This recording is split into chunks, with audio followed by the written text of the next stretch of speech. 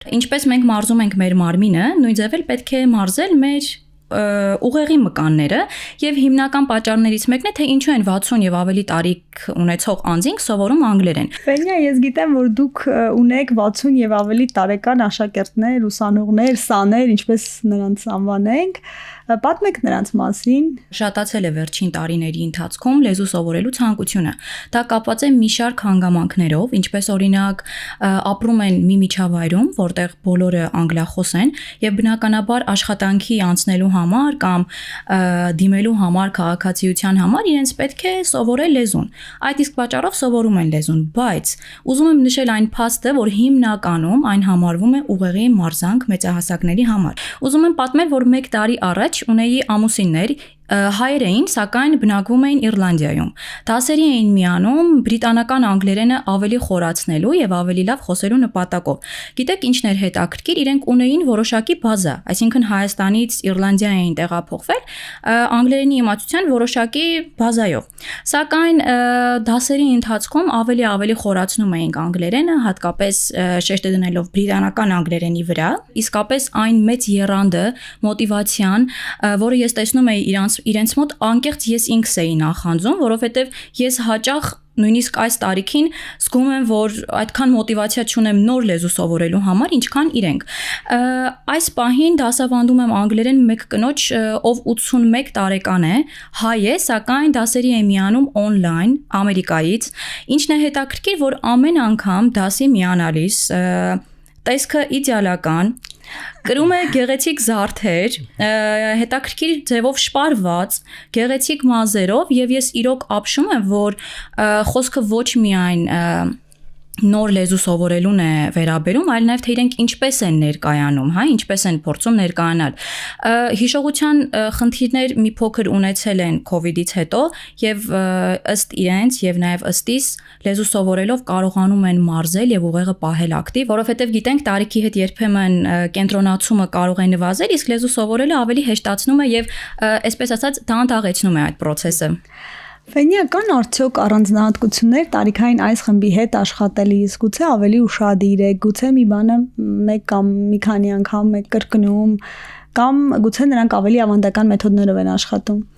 Դասավանդելով անգլերեն, անկեղծ ասած փորձում եմ ինչքան հնարավոր է զերծ մնալ ավանդական մեթոդներից եւ բացարձակ կապ չունի երեխաների հետ եմ աշխատում, երիտասարդների հետ թե մեծահասակների հետ։ Նույնիսկ ասեմ ավելին եւ միգուցե դա զարմանալի թվա, հենց մեծահասակների հետ եմ ավելի շատ օգտագործում են նորագույն մեթոդները, որովհետեւ իրենք ամենաշատը կարողանում են եւ շատ լավ կարողանում են օգտագործել տարբեր ծրագրեր, Zoom-ով միանալ դասի, ամեն ինչը կարողանում են շատ հեշտ կառավարել, որը երբեմն հնարավոր է նաեւ խնդիրներ առաջացնի փոքրերի հետ կամ նաեւ մեծերի հետ։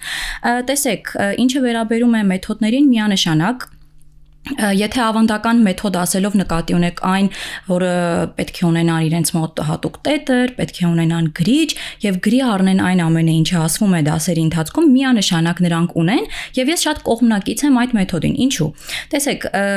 ուրեմն բանավոր խոսքի ժամանակ, երբ որ ինչ-որ բան է ասվում, նրանք միանշանակ կարող են հիշել այն ինչը որ ասվում է։ Սակայն ես զգացել եմ հիմնական այդ 60-ից 50-ից սա ավելի տարիք ունեցող անձանց մոտ, իրենք ավելի շատ սիրում են գրել ամեն ասած բառը, ամեն ասած արտահայտությունը։ Գիտեք ինչն է հետաքրքիր, որ նույնիսկ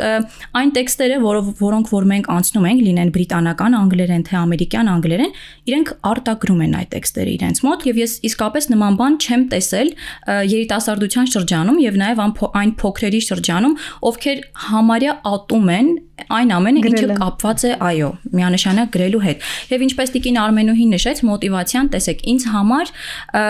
մոտիվացիան հենց այն մեծ աղբյուրն է, որը ես տեսնում եմ մեծահասակների մոտ, իրենք ունեն այդ մոտիվացիան։ Ես վերցնում եմ եւ դա օգտագործում եմ դասավանդման մեջ։ Իրենք ունեն մի շարք առավելություններ, տեսեք, ժամանակային առումով մի փոքր 70-ից ավելի տարիքայինների մասին է խոսքը, ավելի ազատ են եւ կարողանում են ավելի շատ ժամանակ տրամադրել, անկեղծ ունեցել եմ ուսանողներ, ովքեր շաբաթը 4, 5, 6 անգամ նույնիսկ դասի են միացել, հատկապես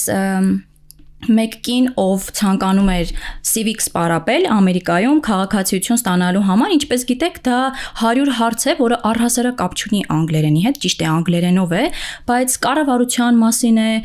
խոսվում է այնտեղ իշխանության, աշխարհագրական դիրքի մասին, այսինքն հենց հիշողություն է այն ինչի մասին մենք խոսում ենք, թե որոշ հարցեր լինելով անգիր արած, հա, որոշ հարցեր արդեն պատկերացնելով, հարցի մեջ որևէ բառ վերցնելով եւ դա կապելով պատասխանի հետ, անկեղծ մենք կարողացանք մոտ 2 ամսում այդ ամեն ինչը սովորել, հստակեցնել եւ ուսանողը դարձավ քաղաքացի, կարողացավ քաղաքացիություն ձեռք բերել։ Շատ հետաքրքիր է այդ ամեն ինչը եւ իրոք անverջ կարող եմ խոսել այն ուսանողների մասին, ովքեր մի փոքր տարիքով մեծ են, բայց առաջնորդվում են հենց այն գաղափարով, ինչպես նշեց Տիկին Արմենուհին մի փոքր առաջ, երբեք ուշ չէ ինչ որ բան սովորելու համար։ Նույնիսկ եթե կա մոտիվացիա, ուրեմն կա ցանկություն, պետք է սկսել։ Իսկ եղել են արդյոք զավեշտալի դեպքեր, որ ուղղակի հնարավոր չէ շրջանցել ու չպատմել, կարող է կանոնները առանց նշելու իհարկե։ Իրենց կյանքի փորձից է դա բխում, ավելի հումորով են, ավելի փորձ ունեն, հա, եւ այնքան հետաքրքիր է դասերը, մի քանի դեպք կփորձեմ առանձնացրել, ասում է, երբ որ նստում են այստեղ հարցներով, սկսում են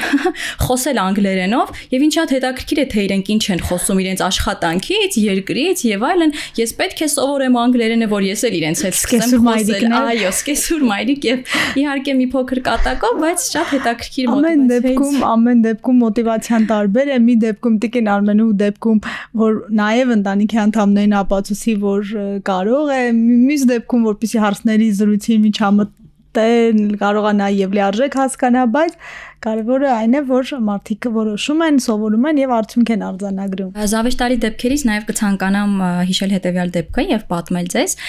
երբ որ սովորում էինք բայրից, օրինակ give բառը մի կնոջ հետ եւ սովորել էր give me some money արտահայտությունը, այսինքն ինձ փող տուր, հաջորդ դասին ամուսինը եկավ եւ կատակով բողոքեց, թե Ֆենյա ջան, հերիք չէ, հայերենով է այդ արտահայտությունը ինձ ասում ամեն օր, հիմա էլ անգլերենով եք սովորեցրել, արդեն անգլերենով է գալիս եւ ասում։ Ու ճար չկա, պետք է արդեն էլ ճար չկար, այնպես որ պետք է տար եւ նաեւ սովորում ենք լեզու կիրառելով առօրյա խոսքում եւ այդպես։ Իհարկե արդյունքը տարբեր է կախված մարդու ունակություններից, միանշանակ նույնիսկ մեծ տարիքում եղել են դեպքեր, որ արդյունքը 2-3 ամսում է եղել են դեպքեր, որ անկեղծ 1 տարի պարապել են անընդմեջ, շարունակաբար եւ իրոք ունեցել ենք լավ արդյունք։ Եվ հետագայում միշտ կապի մեջ ենք լինում եւ այդ կապը շարունակվում է, այսինքն դասերից բացի այնքան պարտաճանաչ եւ հետաքրքիր ու խելացի մարդիկ են, որ ես միշտ ցանկանում եմ նրանց հետ շփվել եւ այդ օրինակը վերցնում եմ եւ օրինակ եմ բերում երիտասարդներին։ Դուք ինքներդ էլ լիցքավորվում եք, չէ՞, տարեցների։ Տարեց բառն էլ ավելի ավագ սերնդի ներկայացների հետ շփվելիս, աշխատելիս, ճիշտ է։ Տեսեք, միանշանակ ճիշտ եք, իրենք շատ պատասխանատու են մոտենում այն ամենին, ինչին որ անում են։ Մի փոքր ավելի խիստ են իրենց հանդեպ։ Լեզու սովորելիս իհարկե պետք է խիստ լինել ինքդ քո հանդեպ եւ լավ արդյունքի հասնելու համար։ Սակայն իրենք ամեն մի սխալի վրա այնքան կկենտրոնանան, եթե ես նույնիսկ չուղեմ այդ սխալը մտածելով խոսքը չընդհատվի, հա, որպեսզի գեղեցիկ լինի, իրենք իսկ ինչու չուղեցիր, չէ՞ որ ես այստեղ այս ժամանակաձևի սխալը արեցի։ Մի քիչ շատ խիստ են իրենց հանդեպ, երևի իրենց ներքին աշխարհից է գալիս կամ ապրելակերպից կամ ապրելու ձևերից։ Սերնդին բնորոշ է։ Միգուցե նաև սերնդին է բնորոշ, բայց